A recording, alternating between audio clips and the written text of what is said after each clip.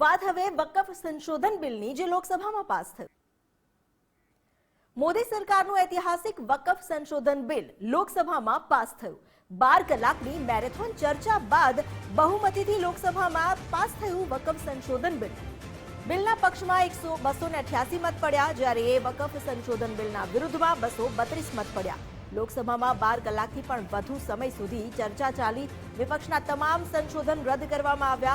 અસદુદ્દીન ઓવૈસીનું સંશોધન પણ રદ થયું. હવે રાજ્યસભામાં વકફ સંશોધન બિલ રજૂ કરાશે.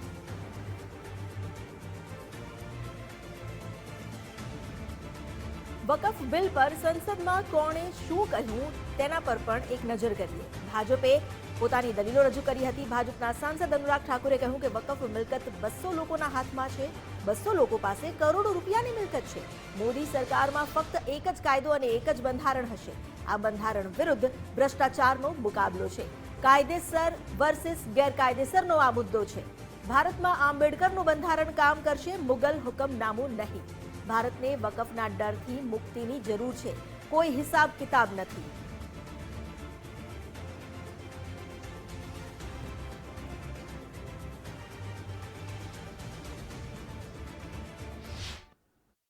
वक्फ बिल उम्मीद जिसकी हम बात करते हैं, एक नई आशा है इससे, क्योंकि जो मुस्लिम समुदाय के बच्चे हैं, महिलाएं हैं, वो गरीब मुस्लिम परिवार जिनको इसके लाभ से दूर रखा गया.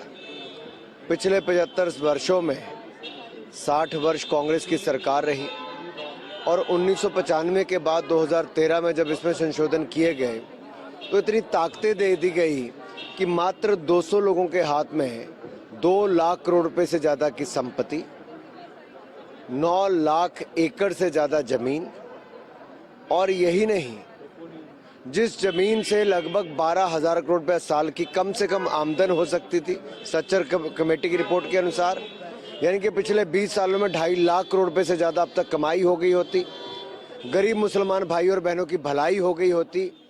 कांग्रेस ने वो नहीं की. चंद गिने चुने लोगों के हाथ में देकर रखा. और इसमें जिस तरह का भ्रष्टाचार एक के बाद दूसरा राज्य में हुआ, चाहे वो बंगाल की बात करें, महाराष्ट्र की बात करें, कर्नाटक की बात करें, केरल की बात करें, यूपी की बात करें, जहां जहां विपक्ष की सरकारें रही, इनके नेताओं के नाम, उनके संरक्षण, ऐसा करके अन्य लोगों को उसमें लाभ मिले. इसमें स्पष्ट दिखता है कि वक्फ के बिल में बदलाव इसलिए नहीं चाहते थे कि कईयों की दुकान भ्रष्टाचार की चलती थी. भारतीय जनता पार्टी पारदर्शिता और जवाबदेही लाना चाहती थी, जिससे भ्रष्टाचार बंद होता तो कांग्रेस और इनके सहयोगियों की दुकान बंद होती. ये वक्फ बिल पारित हुआ है.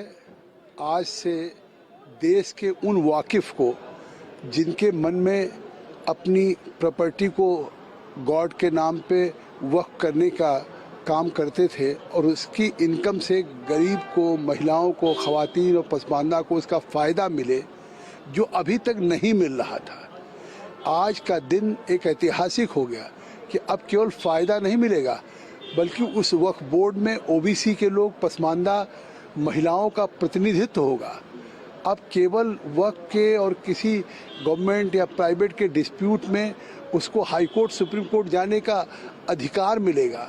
आज जिस तरीके से पिछले बरसों से 123 बड़ी प्रॉपर्टी जो ब्रिटिशर्स ने यहाँ एक्वायर किया था, उस पर वह क्लेम कर रहा था, इसी तरह से देश के और हिस्सों में था, आज उसका पटक्षेप हुआ है. निश्चित रूप से मैं समझता हूँ कि इन्होंने बहुमत का अहंकार दिखाया है, और ये क्योंकि संख्या बल है, प्रजातंत्र में संख्या बल महत्वपूर्ण है. लेकिन जिस प्रकार से प्रतिशोध की भावना से, ये मैं कह सकता हूँ कि प्रजातंत्र में जमहूरियत व तर्ज हुकूमत है कि इसमें इंसान को गिनते हैं, तौला नहीं करते हैं, और इन्होंने जानबूझकर ये बिल को लाया है. और इसलिए लाया है कि कहीं न कहीं जिस प्रकार वो एक माइनॉरिटी के प्रति जिस प्रकार एक भावना, उनका नफरत की भावना है, नफरत की नींव पे ये बिल लाया गया है. और इसलिए मैं इस बात को अगर लगातार जिन्होंने बिल में जो चर्चाएं की कि माइनॉरिटी को, अलग अलग सेक्शंस के लोगों को हम उस पर रिप्रेजेंटेशन देना चाहते हैं, महिलाओं को देना चाहते हैं, लेकिन जितने अभी हाल के दिनों में जो हेड स्पीसीज आपने देखे होंगे, सबसे ज़्यादा मोदी जी ने कहा है. तो ये मैं कह सकता हूं कि ये पूरे बिल जो है ये माइनॉरिटी कहीं न कहीं प्रताड़ित करने के लिए, उनका अपमान करने के लिए ये और नफरत के नींव पे ये बिल लाया गया है। हर भारतवासी के हित की बात लेकर हमारी सरकार आगे बढ़ती है और आज उसी विषय में आज इस बिल को पास किया गया है। लोगों में मैं समझता हूं चाहे विपक्षी लोग भी थे, लेकिन उनके मन में भाव था कि कहीं ना कहीं चूक रही थी कांग्रेस की उन सरकारों से। आज उस गलती को ठीक कर लिया गया है।